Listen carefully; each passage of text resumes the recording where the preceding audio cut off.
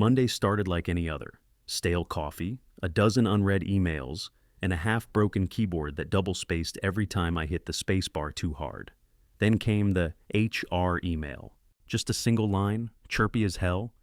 Excited to have Kyle shadowing Dean starting this week. Great mentorship opportunity. I stared at it for a second, blinked twice, and reread it. Kyle. Right. That intern with the baby face and the TikTok haircut. I barely had time to process it before he showed up.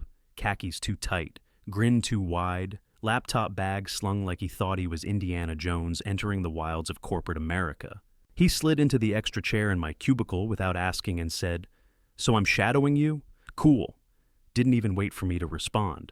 Just booted up his MacBook and started narrating everything like he was live streaming. Whoa, macros, sick. Did you build this from scratch? I didn't answer. He kept talking anyway. I tried to ignore him and kept typing, but he was already leaning over my shoulder, eyes darting across the screen like a kid in a candy store. So, what's this formula doing? Oh, that's clever. That was when Brent showed up. My manager, the guy with two white teeth and a fondness for PowerPoints that never said anything. He cornered me by the vending machines while I was punching a Diet Coke button. He smiled, that kind of smile that never reached his eyes. Just building some redundancy in case you ever take a real vacation, Dean. I hadn't taken a real vacation in 5 years. Not when I got the flu. Not even when I slipped on the porch steps and busted my shoulder trying to chase raccoons off the garbage bins. This wasn't about vacation. It never is. I sipped the flat Diet Coke and nodded like it meant nothing. Sure, I said. Redundancy's important. What I wanted to say was, just admit you're replacing me. Say it out loud so I can stop pretending we're still playing for the same team. Kyle wasn't here to learn. He was here to watch. And eventually, take over. By lunch, he had asked me how to install 3 different Python packages and made a Slack channel called #Project Zenith onboarding with a profile pic of his dog in a bow tie. Every 5 minutes, he asked a new question, none of them relevant. How do you color code cell borders? What do these server names mean? Wait, we use version control on Excel too? I started replying with one-word answers. Then I stopped replying altogether. Around 2 p.m., he hit me with, "Hey, I noticed I already have edit access to the budget database. Is that right?" I blinked. "No," I said. "You're supposed to be read only." He shrugged. Weird. Maybe Brent changed it? Yeah, maybe. By 4 p.m., I confirmed it. Kyle had access to everything, not just the live databases, the archive logs, the vendor payment backends, even the Zenith project folder I kept locked under internal-only permissions. Brent had overridden everything, and he never told me. I kept a straight face the rest of the day. Answered Kyle's questions when I had to. Let Brent think I was none the wiser. But I knew what this was. This wasn't training. This was phase 1 of extraction. And the kid, the overeager sidekick with a Wi-Fi tattoo and a startup founder complex, he wasn't just watching. He was studying, copying, and behind it all, Brent was already sliding the knife in with a smile. The kid was just the distraction. The real danger was standing behind me, grinning with his laminated MBA and a contingency plan. So I smiled back and kept typing. Brent thought he was playing chess. I was already setting the board on fire. The day after Kyle arrived, Brent stopped by my desk twice before 10 a.m. First time, he said, "Just checking in. Everything good with the new guy?" I nodded. "He's enthusiastic." "Great," Brent said, flashing that politician grin he practiced in the mirror. "Let me know if he needs anything." Then he leaned in, casual as a loan shark. "What kind of access did you give him?" I didn't blink. "Read only." Per policy, Brent gave me a tight smile and wandered off, hands in his pockets like he hadn't already authorized Kyle to root around in places he had no business being. By Wednesday, Kyle was asking questions no new hire should even know existed. "Hey Dean, where do we keep archived payroll from 2019? I looked up from my screen. "Why would you need that?" "Oh, I was just exploring the directory, trying to understand the company's history. Not policies, not projects, history. Cute." That same afternoon, he asked where we stored legacy vendor onboarding templates. Templates we retired 3 fiscal years ago, and not because they were still in use. I asked him, point blank, "Who told you to look into that?" Kyle shrugged. Just trying to be proactive. Right. And I'm just trying to keep my job while this kid reverse engineers the entire system I built from scratch. That night, I stayed late. Not uncommon for me. Brent knows I live at the office. Around 7:30 p.m., I noticed activity on the internal Slack audit log. A ping from Brent's credentials, accessing a thread I had marked private. He must have thought I wouldn't notice. Or that I was too stupid to realize private threads still log admin entries when someone peeks in. He was combing through my DMS, digging, trying to see if I'd caught on yet. I didn't react. I didn't even log him out. Let the man cook. Thursday morning, he showed up again. "Hey, Dean," he said, like we hadn't spoken just the day before. "Wanted to double check. Kyle's access. It's just read only, right?" "Yeah," I said. "Why?" "Oh, just making sure." He smiled too wide. Then he walked off. I watched him hover by the printer for 5 minutes with nothing in his hands. He wasn't printing. He was watching, trying to catch what I was clicking on. Around noon, Kyle appeared at my cubicle with 2 Red Bulls and a fake casual tone. "Hey, question," he said. "What's the difference between Zenith Core and Zenith Legacy?" I froze, just for a second.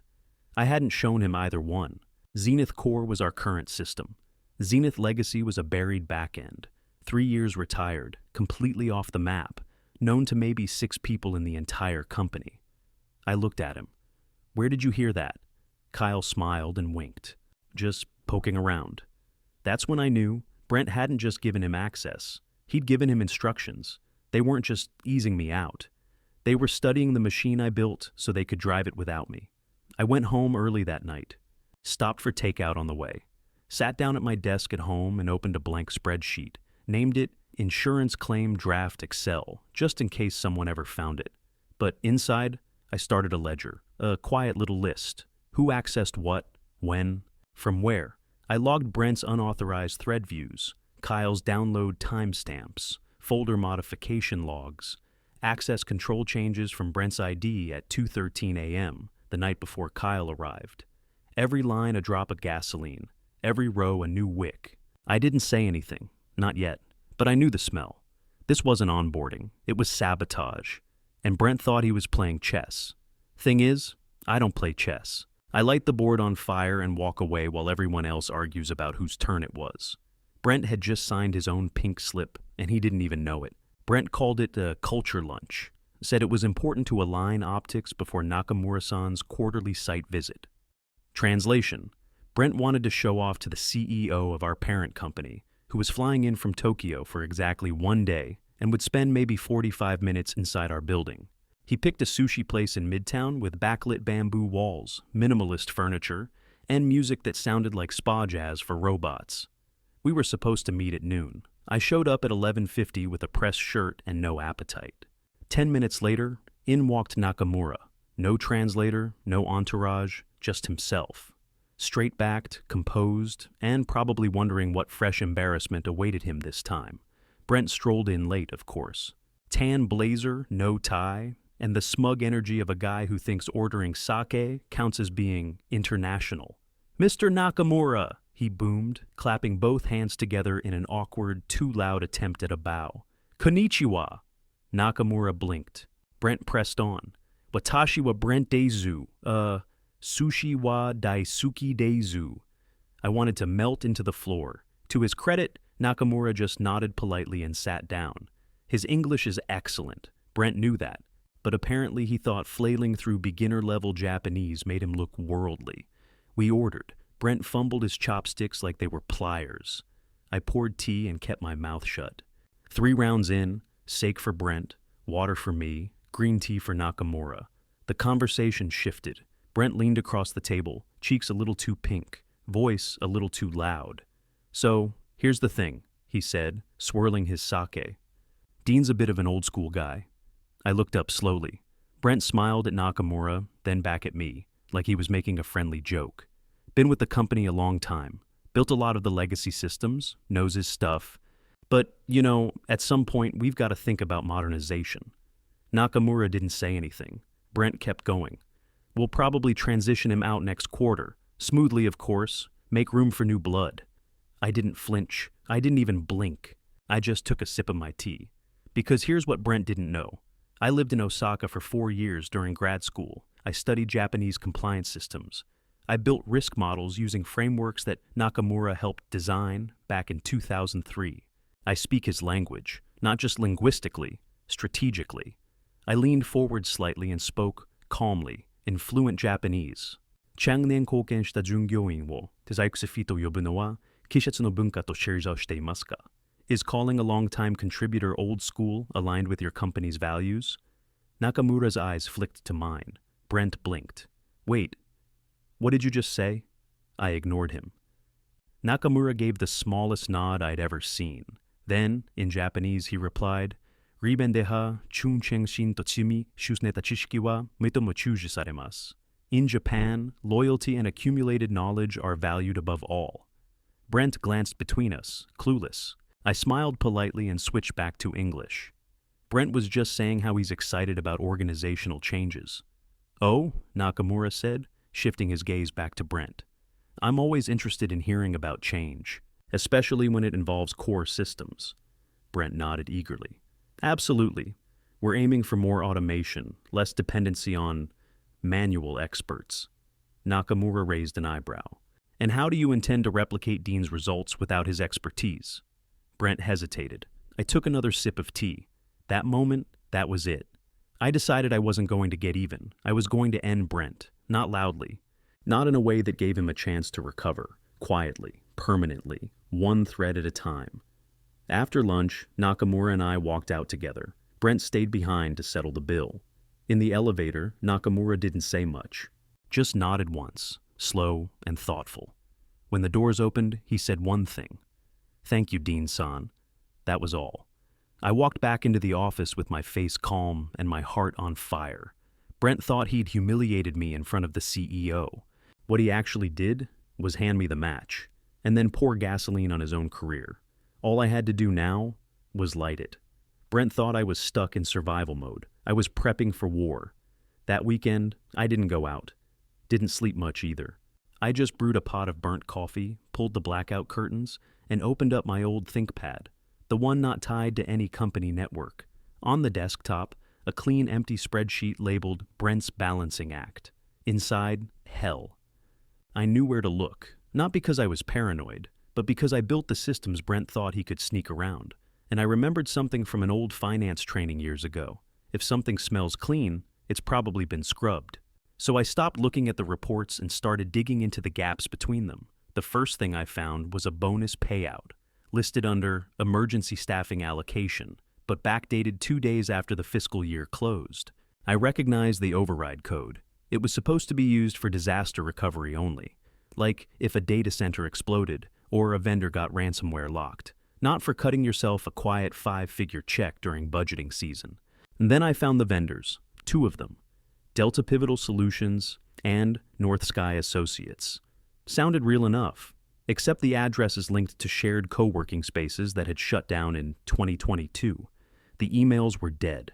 Phone numbers rang to voicemail inboxes that hadn't been set up. Yet both vendors received monthly payments, regular as clockwork, one for systems transition consulting, the other for Q3 migration architecture.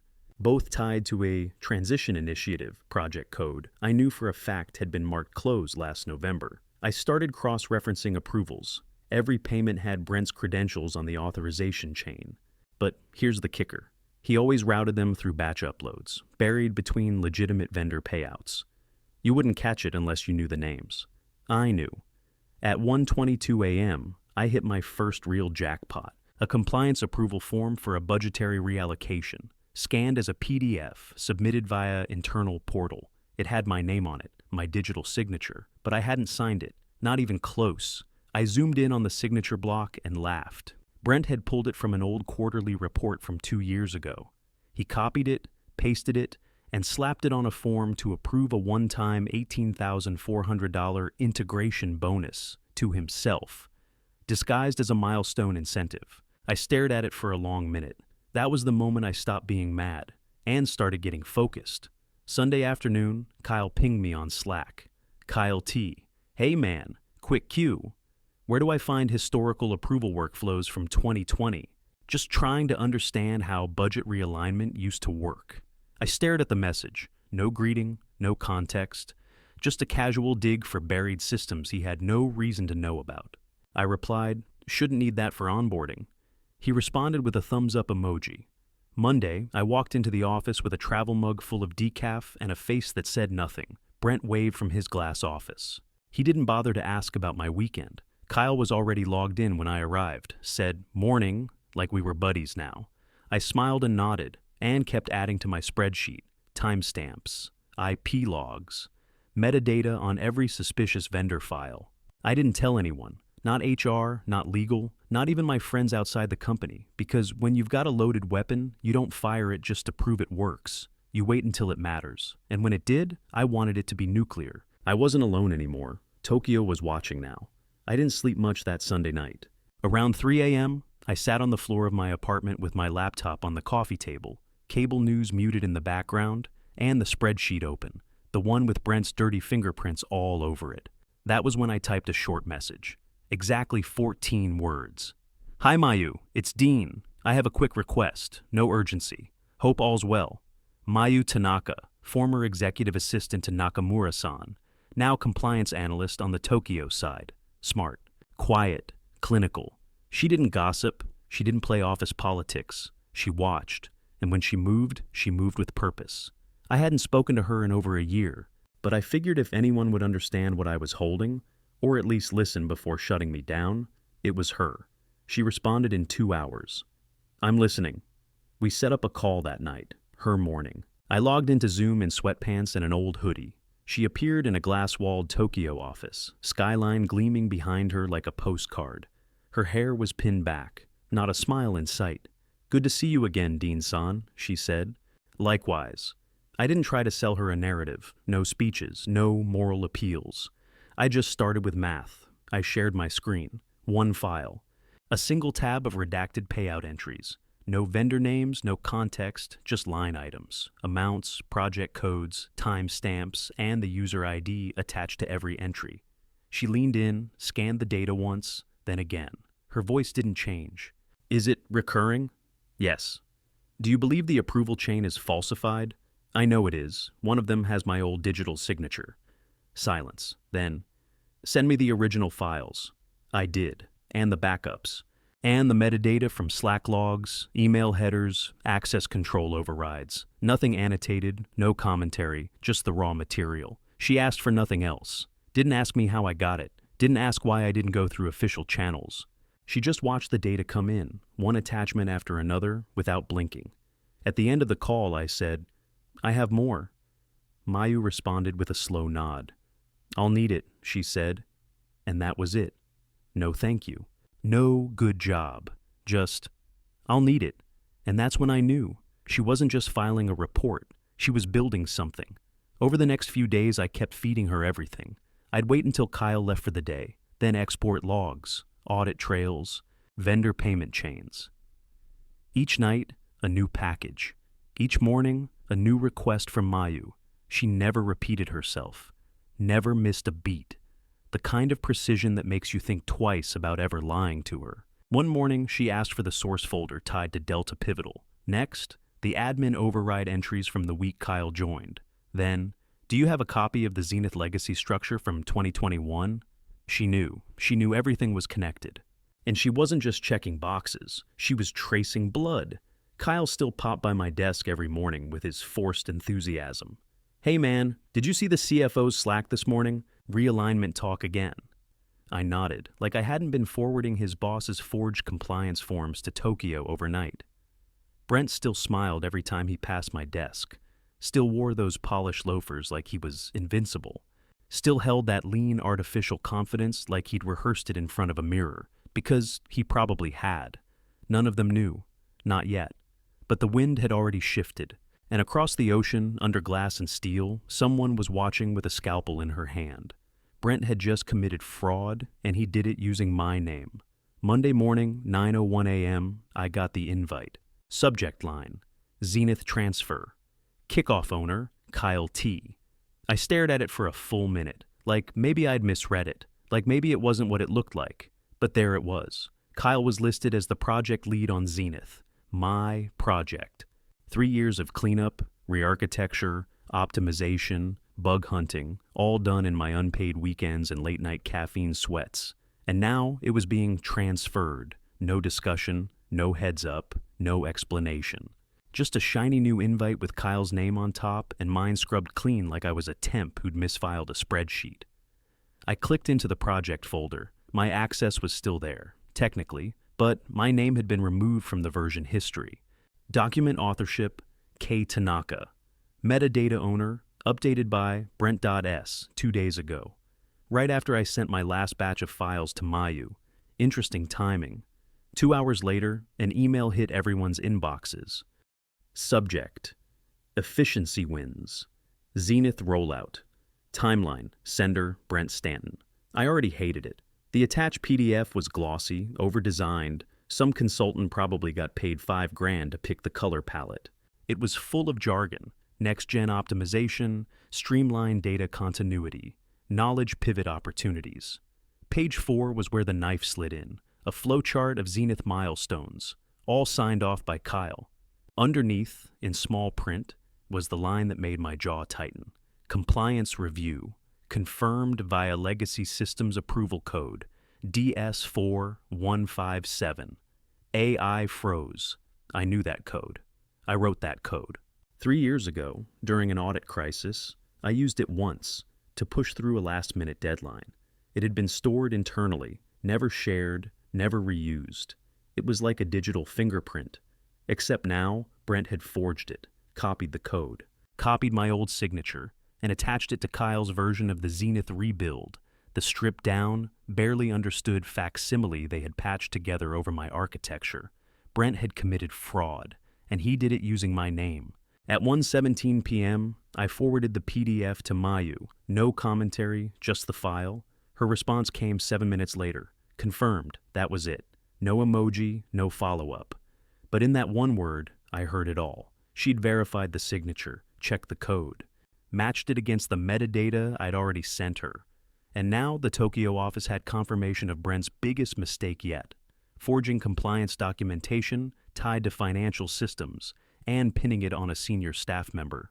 It wasn't just a fireable offense, it was a liability event, a legal one. That afternoon, Brent walked past my desk with a coffee in hand and a swagger that made my skin crawl. "Hope you're okay freeing up some of your workload," he said, gesturing at Kyle across the aisle. "Kid's eager." I gave him a small nod, just enough to not tip my hand. Let him think he'd won. Let him strut. Because Brent thought this was about streamlining, about saving the company a few bucks by replacing the overpaid veteran with a shiny new model. But what he didn't know was that he just handed Tokyo the rope to hang him with. All I had to do now was wait for the drop. Brent thought the meeting was his stage. It was actually his sentencing. Tuesday morning, I came in early. I always came in early, but this time, it wasn't to beat traffic or get ahead of emails. This time, it was cleanup. Quiet, calculated cleanup. I brought in a flash drive, freshly formatted and labeled Q4 Strategy, Archive. On it, I began assembling what I called the Scorched Earth folder. It had subfolders: vendor payouts, Slack, screenshots, metadata, trails, override, logs, forged forms. Each file named clearly, dated, tagged, annotated where it needed to be. Nothing editorialized, just proof. It looked clinical, boring even, but every click inside that folder was a nail in Brent's coffin. Wednesday afternoon, Kyle wandered over like a puppy on too much caffeine. "Hey Dean, think I could get access to the main Zenith files, just for continuity? Brent said you wouldn't mind." I looked at him and smiled like I wasn't sitting on a digital warhead. "Sure," I said. "I'll set you up with the latest sandbox version." I gave him exactly what he asked for: a sanitized, read-only clone of the system with dummy data and broken automation. He wouldn't know the difference for at least 2 weeks. "Awesome, thanks, man," he said, not knowing he was being fed the equivalent of toy tools from a kid's kitchen set. Thursday, Brent sent out a calendar invite. Subject: Q4 Efficiency Strategy Session. Time: Friday, 10 a.m. Location: Executive Conference Room. Required: yes attendees, all directors and VPs. There were 3 bullet points in the body of the invite. And finalizing Q4, restructuring, departmental role, streamlining, Realignment considerations, Dean C., Amira G., Luis Vies. There it was, in black and white. Realignment consideration. The corporate term for, we're either firing you or making you quit on your own. Brent didn't even try to hide it anymore. My name was on the chopping block. Amira and Luis were good people. They'd be collateral damage. I was the target, and he thought Friday would be his moment to pull the trigger. But the floor was already cracking beneath him. At 4:42 a.m., Friday morning, 38 minutes before I even got out of bed, Tokyo moved. An internal broadcast hit the inboxes of all global board members.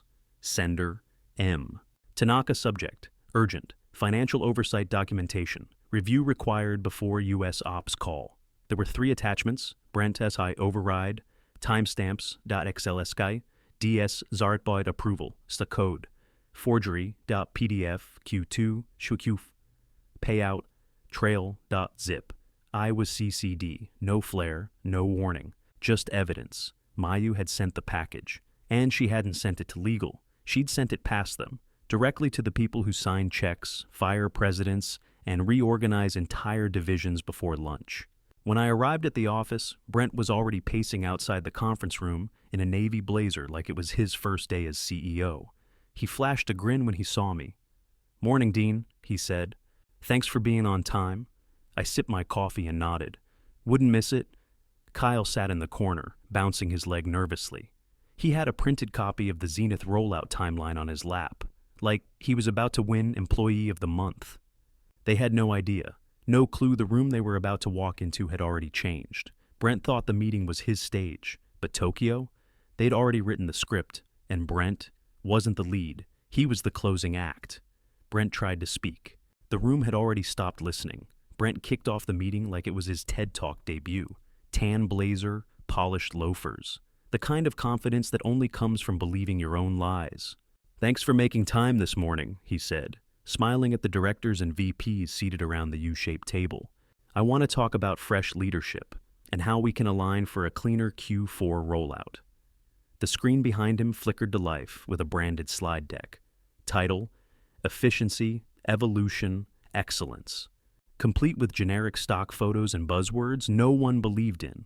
Slide 1, Zenith Success Metrics. Slide 2, Next-Gen Process Consolidation. Slide 3, Redundancy Alignment. That's when the CEO raised a hand, and everything stopped. "Before we go further," he said calmly, "we're not working with legal." Brent blinked. "Sorry, what?" "We're not working with legal," the CEO repeated. "Legal is working with us." There was a beat of silence, confused glances across the table. Then one of the Tokyo board members, the older guy with the wire-rimmed glasses, slid a printed packet across the table toward Brent. It was thick, too thick for a meeting handout. "Did you authorize these payments?" he asked, quiet but firm. Brent reached for the packet with shaking hands, flipping through the first few pages. Override codes, vendor payout chains, metadata. He paled. This must be a reconciliation issue," he said quickly. "Could have been a miscommunication with, finance ops, or..." His voice cracked. "Dean might have..."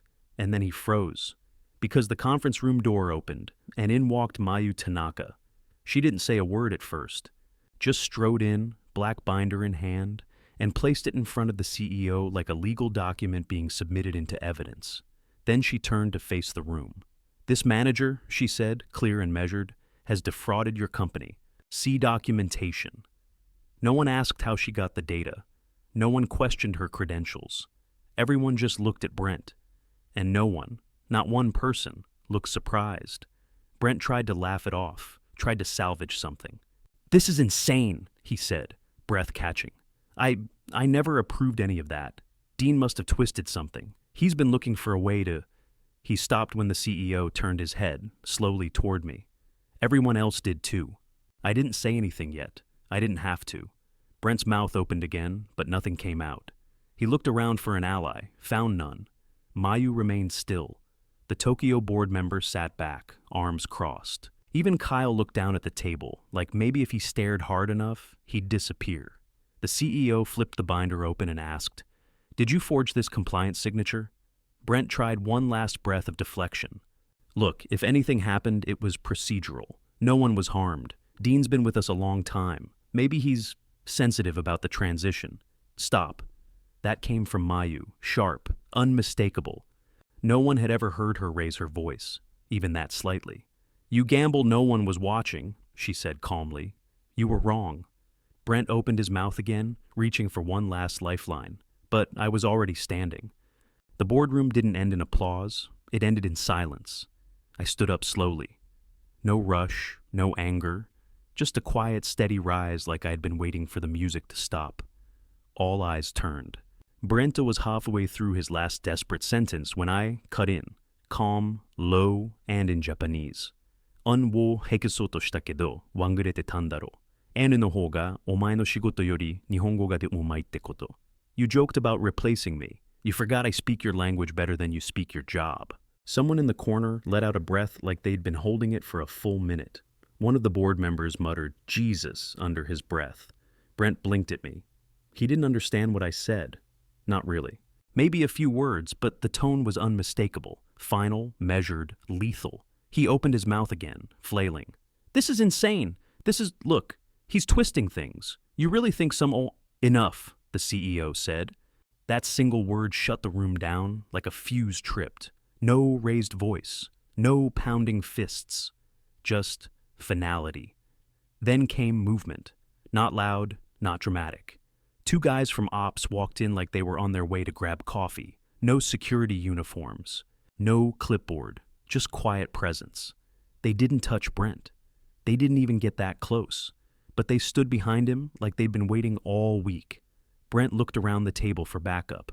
Nothing. Not from Kyle, who was now pretending to check his phone. Not from the other managers, who had all suddenly found something fascinating about their notepads. Mayu walked to the table and placed the final folder in front of the CEO. Her hand rested on it for a second, just long enough to make it feel like something ceremonial. Then she looked at Brent, finally, with nothing but quiet disappointment. He knew it was over. He didn't scream, didn't argue.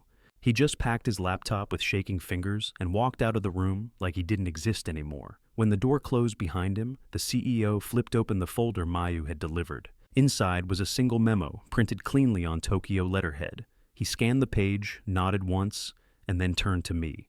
Effective immediately, he said. Director of Financial Systems, reporting to Tokyo HQ. There it was, my name, on paper. I didn't smile, didn't gloat. I just nodded, took my seat, and folded my hands in my lap. The room didn't erupt in clapping or cheers. No high fives, no congratulations, just silence.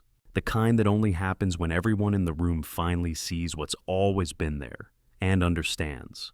What Brent thought was an exit plan for me turned out to be his own.